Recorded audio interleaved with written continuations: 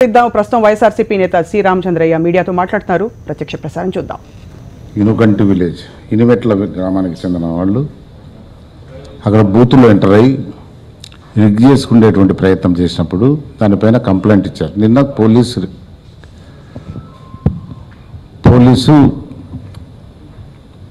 Case file చేసింది.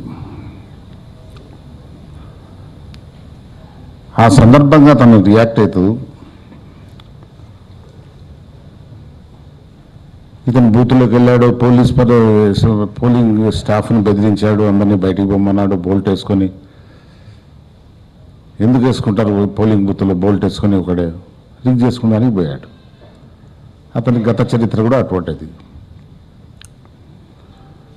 దాని గురించి వైకాపా కార్యకర్తలు కంప్లైంట్ ఇచ్చినప్పుడు అతని పైన కేసు బుక్ చేయడం జరిగింది.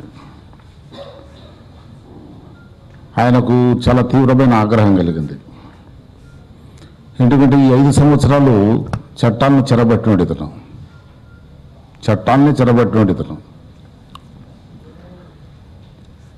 ఇష్టానుసారంగా బిహేవ్ చేశాడు. కాబట్టి ఇప్పుడు నేను దౌర్జన్యం చేసినా నా పైన ఎవరు యాక్షన్ తీసుకునేటువంటి ఇది ఉండకూడదు అనేటువంటి భావన ఉండేటువంటి వాడు. చట్టం మౌనంగా ఉండిపోవాలా, నేను చట్టానికి అతీతం అనేటువంటి దృక్పథంతో ఆ ఉద్దేశం ఆయనలో క్లియర్గా కనిపించింది. కేసుని చట్టపరంగానే ఎదుర్కోవాలి ఎవడైనా. ఆ సందర్భంగా కోడల ఏం మాట్లాడంటే, ఆశపడచ్చు దురాశ ఉండకూడదు, మీరేంటి, మీ చరిత్ర ఏంటి? జగన్ చంద్రబాబుకు పోటీయా? అంబటి రాంబాబు నాకు పోటీయా? రాష్ట్రం బాగుండాలని అనుకునే వాళ్ళు జగన్కు ఓటేయరు. This are the comments he has made. ఇంకా చాలా మాట్లాడాడు, నేను ఎక్కువ తీసుకోలే. ఆంధ్రప్రదేశ్లో స్పీకర్ ఔన్నత్యాన్ని మంట కలిపినవాడు కోడెల శివప్రసాద్. ఆ ఇన్స్టిట్యూషన్ని సర్వనాశనం చేశాడు. కంచె చేనుని మేస్తుందని అంటారు, దానికి ఉదాహరణ కోడల కంచె చేను వేసేసింది. అక్కడ పదవులు అలంకరించి ఎంతో ఔన్నత్యంగా ఉండాల్సినటువంటి వ్యక్తులు చాలామంది ఉన్నారు ఆంధ్రప్రదేశ్లో, ముఖ్యంగా స్పీకర్ పదవికి. స్పీకర్ పదవిలో ఉండి నిష్పక్షపాతంగా ప్రవర్తించినటువంటి వ్యక్తులు చరిత్రలో చాలా గొప్ప వ్యక్తులు ఉన్నారు స్పీకర్ పదవిలో. ఇక్కడనే కాదు, నేషనల్ దాంట్లో కూడా, పార్లమెంట్లో ఉదాహరణలు చెప్తే చాలా గొప్ప ఉదాహరణలు ఉన్నాయి. అంతటి నిష్పక్షపాతంగా ఉన్న వ్యక్తులు. కానీ ఈయన ఏం చేశాడు? ఈయన పార్టీ కార్యక్రమాల్లో పాల్గొన్నాడు. తెలుగుదేశం పార్టీ కార్యక్రమాల్లో చంద్రబాబు బొమ్మలకు గార్లాండ్ చేయటము, పాలు పోయటము, పచ్చ సొక్కాలతో కొన్ని తిరగటం వాళ్ళ పార్టీ కార్యకర్తలతో. అటువంటి దుష్ట సాంప్రదాయానికి నాంది పలుకుతూ ఆద్యుడైనాడు ఈయన.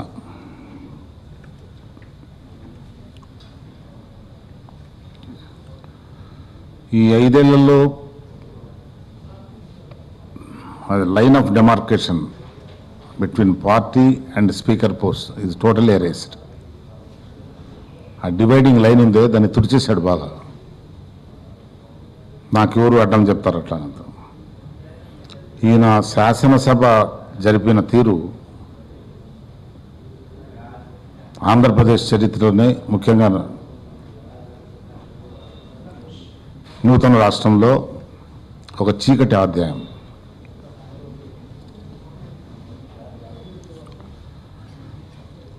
రాష్ట్ర ప్రభుత్వం స్పీకర్ ఏదో ఒక పార్టీ నుంచి వస్తాడు.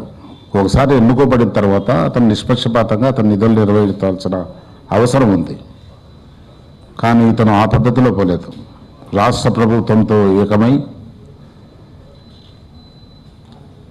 సభలో ప్రతిపక్షం నోరు నొక్కేశాడు. మాట్లాడే అవకాశాలు కూడా లేదు. సభ్యులకే కాదు, ప్రతిపక్ష నాయకునికి కూడా అన్నిటా అడ్డుపడ్డాడు. మన రోజా గారికి అయితే ఏకపక్షంగా ఆమెను 1 సంవత్సరం బహిష్కరణ శిక్ష విధించాడు.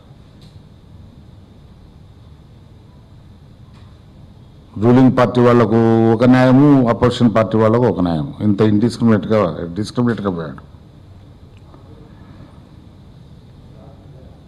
ప్రజల సమస్యలను అసెంబ్లీలో మాట్లాడేటువంటి అవకాశం ప్రతిపక్ష నేతకు ఇవ్వకుండా అతన్ని ఎంతో విధంగా హింసించినా అంటే చాలా అవమానాలకు గురి చేశాడు. రాజ్యాంగం అతనికి ఇచ్చినటువంటి హక్కును కూడా అతని బాధ్యతను నిర్వర్తించేటువంటి అవకాశం లేకుండా చేశాడు. అందువల్లనే సభలో తమకు న్యాయం జరగదు అని ప్రతిపక్ష నాయకుడు ప్రజల దగ్గరికి పోయాడు. ఈ కారణంగానే వెళ్ళింది ఆయన. సుదీర్ఘ యాత్ర చేశాడు. అసెంబ్లీలో కార్యక్రమాలంతా పూర్తిగా తెలుగుదేశం కార్యక్రమాలుగా మారిపోయాయి. ఆ పద్ధతిలో పోయింది. ఇప్పుడు జగన్కు చంద్రబాబుకు పోలిక అంటున్నాడు.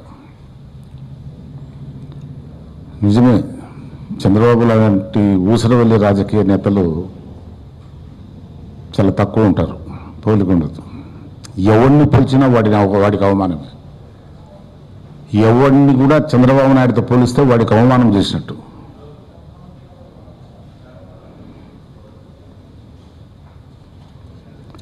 ఆశ ఉండొచ్చు, దురాశ ఉండకూడదంట.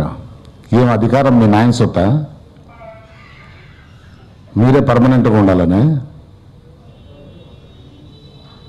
మీ సెక్టరే పరిపాలించాలని అది రాష్ట్రాన్ని? అది దురాశ కదా. ప్రజాస్వామ్యంలో ప్రజలు ఎవరికి ఓటేస్తే వాళ్ళు అధికారంలోకి వస్తారు. That is the spirit and essence of the democracy. వాళ్ళ అభిప్రాయాల ప్రకారము వాళ్ళు చూజ్ చేసుకున్నటువంటి వ్యక్తులు అధికారంలోకి వస్తారు. అది మీరు గుర్తెరగాల.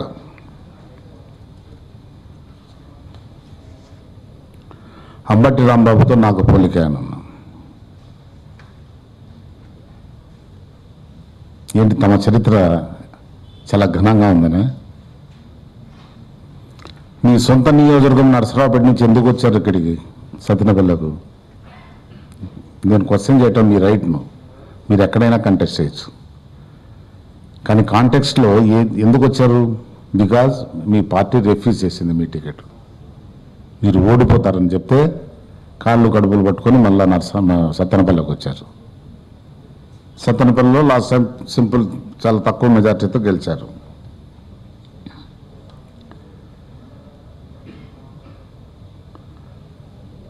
ఇది ఒకటి. స్పీకర్గా ఉన్నారు, మీకు ఈ మాత్రం అర్థం కాలే. Nobody is giant in parliamentary democracy. ఎవడు కూడా జైంట్ కాదు, ఆల్ ఆర్ పిగ్మీస్. ప్రతి ఒక్కడు పిగ్మినే. ప్రజలు వాడిని ఎన్నుకొని వానికి ఇది ఇస్తే, శక్తిని ఇస్తేనే వాడు జైంట్ అవుతాడు.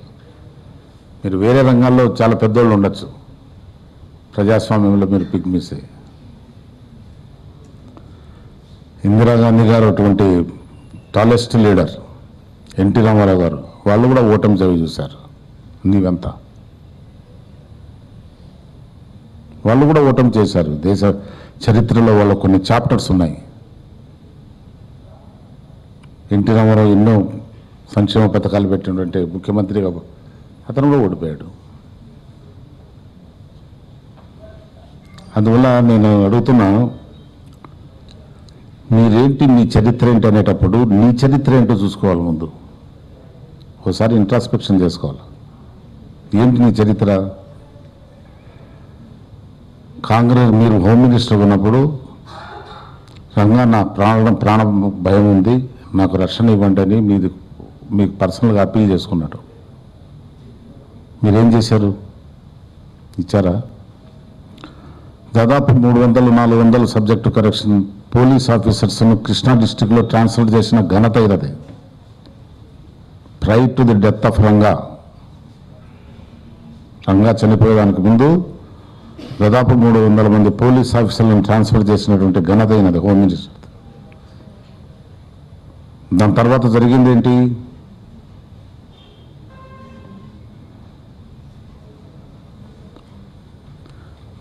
మీ రక్షణ లేక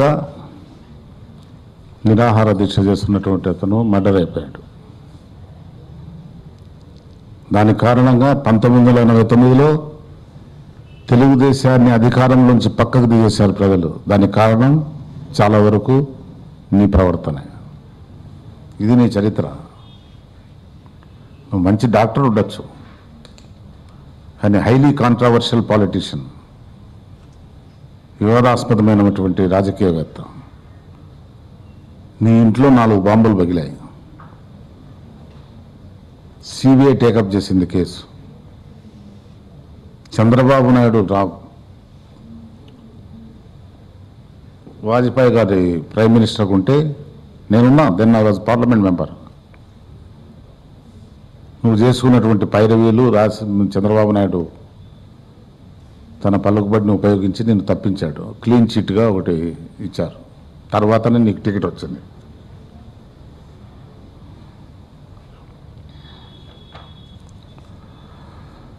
కోడెల గారు, మీ అరాచకాలు, దౌర్జన్యాలు పల్నాడు ప్రాంతంలోనే కాదు, రాష్ట్రంలో ఎవరిని అడిగినా చెప్తారు.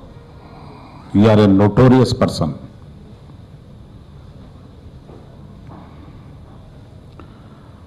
అన్నిటికన్నా అబ్జెక్షనబుల్, స్పీకర్ పదవికి కలంకం తెచ్చినటువంటి అప్రజాస్వామికవాదిను. ప్రజాస్వామ్యంలో నువ్వు ఉండేటువంటి అర్హతను కూడా పోగొట్టుకున్నావు. 23 మంది వేరే పార్టీ టికెట్లపైన ఎన్నుకోబడినోళ్లను చంద్రబాబు నాయుడు తన పార్టీకి డిఫెక్ట్ చేసుకుంటే your there as speaker. Anti defection apply చేయలే వాళ్ళకు. వాళ్ళపైన ఏం యాక్షన్ తీసుకోలే. ఈ విధంగా నువ్వు చరిత్రహీనుడు. ఇంత దుర్వినియోగం చేసినటువంటి స్పీకర్ను మేము చూడలే చరిత్రలో.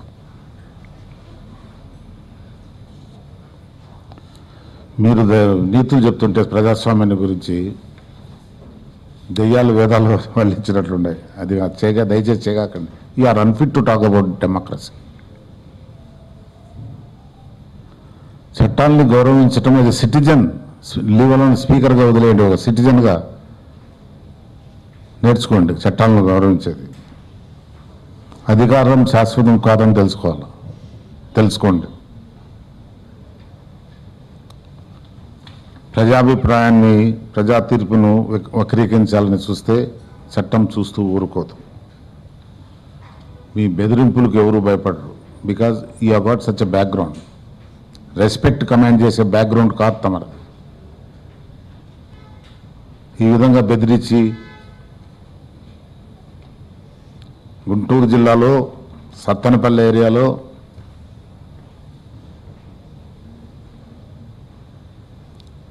ఈయన గురించి అడిగితే వీళ్ళ కుటుంబ సభ్యులు చేసిన అరాచకాలు that's why you are being punished.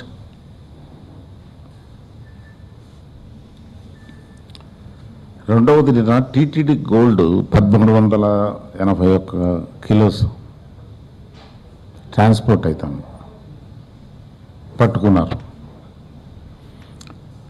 ఎవరు టీటీడీ బాధే అని చెప్తున్నారా? టీటీడీ ఏం చెప్పటంలే. ఏంటి అది 1380 కిలోలు మామూలు క్వాంటిటీ కాదు, చాలా ఎక్కువ క్వాంటిటీ. దాన్ని ట్రాన్స్పోర్ట్ చేస్తుంటే దానికి ప్రాపర్ సెక్యూరిటీ, ప్రాపర్ డాక్యుమెంట్స్ అవన్నీ ఉండాలి కదా. అసలు పట్టుకుండేటువంటి పరిస్థితి ఎందుకు వచ్చింది? వెరిఫికేషన్ చేస్తే అక్కడనే తెలిపోవాలి అది టీటీడీ గోల్డ్ అనేది బ్యాంక్ నుంచి ట్రాన్స్ఫర్ అవుతుంది. బ్యాంక్ వాళ్ళు ఏమంటారు, మాకు మెచ్యూర్డ్ అయిపోయింది, మేము తీసుకెళ్తున్నామంటారు. బట్ ఏం జరుగుతుంది రాష్ట్రంలో? టీటీడీ అంత పెద్ద వ్యవస్థ, దానికి సంబంధించిన 1340 కేజీల బంగారు.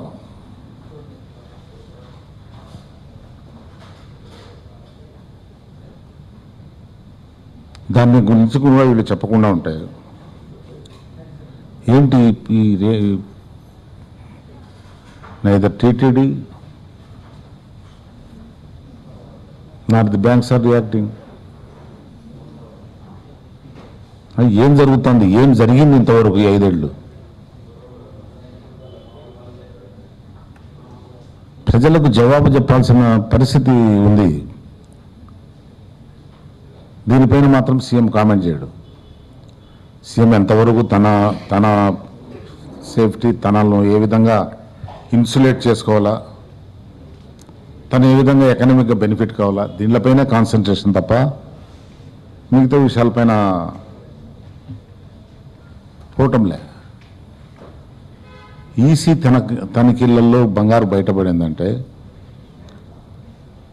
Transportation of such huge quantity should be with proper documents. Documents పక్కా ఉంటే కన్నా ప్రాపర్గా వెరిఫై చేస్తే ఈసీ వాళ్ళు కనుక్కుంటారు అది టీటీడీని. మరి అక్కడ డాక్యుమెంట్స్ లేవు కాబట్టి వాళ్ళు సీజ్ చేశారు.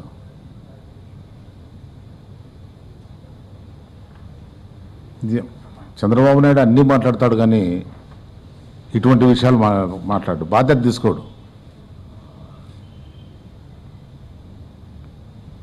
పీడీ ఖాతాల్లో 0 నిల్వలని పెద్ద ఐటమ్.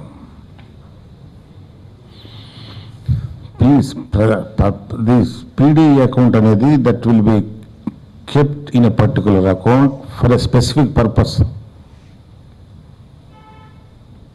పబ్లిక్ వెల్ఫేర్లో ఏ యాక్టివిటీస్ చేయాలా లేదా ఇంకొక డెవలప్మెంట్ యాక్టివిటీ, ఆ పర్పస్ కోసం అది పెడతారు. మొత్తం 0 చేయటం డిపాజిట్లంతా ఏం జరుగుతుంది? ఏంటి ఫైనాన్షియల్ డిసిప్లిన్ ఉందా రాష్ట్రంలో? చంద్రబాబు నాయుడు తన ఇష్టం వచ్చినట్టు ఈ అకౌంట్ నుంచి ఆ అకౌంట్ నుంచి ట్రాన్స్ఫర్ చేసుకుంటారు.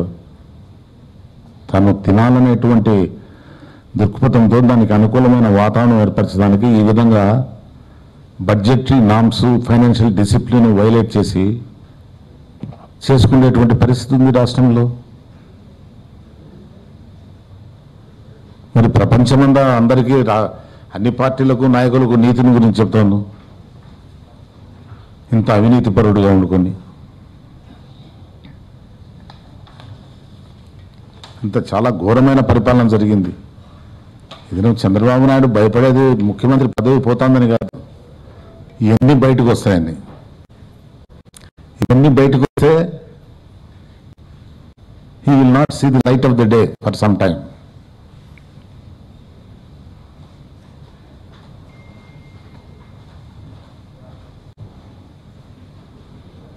మేము ఎలక్షన్ కమిషన్ ఉంది, మొత్తం 175 అసెంబ్లీ సెగ్మెంట్స్లో మీ మ్యాన్ పవరే కదా ఉండిందని.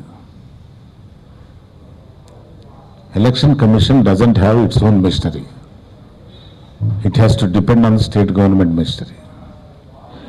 దానికి మీరు హెడ్. ట్రైన్డ్ ఈవీఎంస్లో ట్రైనింగ్ అయినటువంటి వ్యక్తులను వదిలేసి మీరు అన్ట్రైన్డ్ పీపుల్ని మీరు బూతులలో పెట్టారే, బూతుల్లో వేయించారే. ఎవరు కారణం దీనికి? ఈవీఎంస్ పనిచేసి మీరే కారణం. 600 మంది బెల్ నుంచి ట్రైన్డ్ ఇంజనీర్స్ వచ్చారు, వాళ్ళ సర్వీసెస్ యూటిలైజ్ చేసుకోలేదు. చంద్రబాబు నాయుడు గారు ఏమనుకుంటున్నారు మీరు? ఇప్పుడు జూన్ 8 వరకు నేను అధికారం లేకుండా అన్నారు.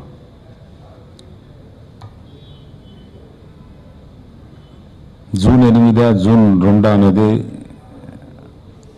అది కొద్దిగా ఇష్యూ క్లారిటీ రావాలా.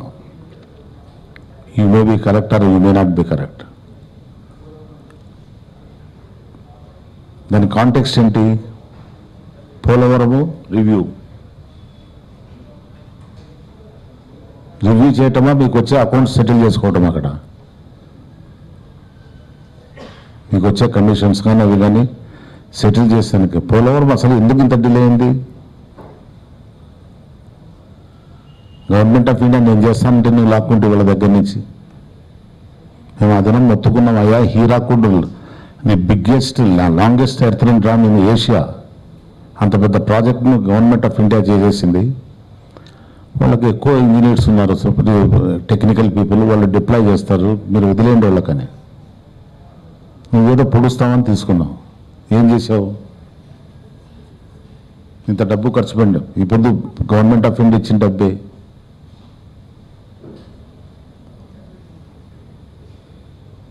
మోడీ ఏమన్నారు? మోడీ గారు ఏమన్నారు దాని గురించి? ఏటీఎం అన్నారు. It's ATM for Chandrababu Naidu అన్నారు. నీకు ఎప్పుడు అవసరం ఉంటే అప్పుడు పాలు పితుక్కున్నట్టు రక్తంతో కూడా పితికేస్తాడు. It is delayed because of you. మొత్తుకున్నాం మేము చట్టసభలో. కౌన్సిల్ అయితే నేను చాలా 6-24 నిమిషాలు debate. It has been delayed because of you only. నీ వ్యక్తులకు సబ్ కాంట్రాక్ట్లు ఇచ్చుకోవటం, వాళ్ళ ద్వారా కమిషన్ తీసుకోవటం, మధ్యలో పట్టిసీమ ఒకటి తెచ్చిపెట్టడం, దానివల్ల ఏం ఉపయోగం లేదు. The posterity will tell the people of Andhra Pradesh Pattiseema is the most useless project. దానికి రాయలసీమకు నీళ్ళు ఇస్తానని ఒకటి ఆశ. ఇదనం ప్రతిదీ డబ్బు కోసం నువ్వు చేసినావు, కానీ ప్రజలకు ఉపయోగపడేటువంటి ఆలోచనలు చేసావా? ఇంతకుముందు స్కీమ్స్ సోషల్ వెల్ఫేర్లో కానీ డెవలప్మెంట్లో కానీ ప్రజలకు ఉపయోగపడేటువంటి కన్సీవ్ చేసేవాళ్ళు. ఇంప్లిమెంటేషన్లో ఎక్కడైనా ఆఫీసర్స్ ఎవరైనా చిన్న ఏదైనా ఎక్స్పెక్ట్ చేసి దాంట్లో కరప్షన్ ఏదైనా ఉండొచ్చేమో, కానీ చంద్రబాబు నాయుడు గారు వచ్చిన తర్వాత schemes are conceived with sole intention of grabbing the money. కేవలం డబ్బు కొట్టేసేదానికి స్కీమ్స్ ఇది చేస్తారు. అంటే ఎందుకంటే పట్టిసీమ బుకాయిస్తాడు, అనుకూలమైన పేపర్లు ఉన్నాయి, ఛానల్స్ ఉన్నాయి, తను చెప్పింది రైట్ అని చెప్పేదానికి ప్రజలకు ఎంత మిస్యూటిలైజ్ చేసినారంటే ఈ రాష్ట్రంలో. I can't blame. వాళ్ళ దేవుడు వాళ్ళకు విజడం ఇవ్వాలా, వాళ్ళు రియలైజ్ కావాలా మీడియా ఆధిపత్యాలని కోరుకుంటున్నా. వాళ్ళు చేసింది కరెక్టేనా? సంఘానికి మంచిదే. ఒక అప్రయోజకుడిని భుజాన్ని వేసుకొని అతన్ని అధికారంలోకి తేవాలనే ప్రయత్నంలో మీరు రాష్ట్రానికి చేసినటువంటి అన్యాయం ఒక్కసారి గుర్తు తెచ్చుకోమని కోరుకుంటున్నా.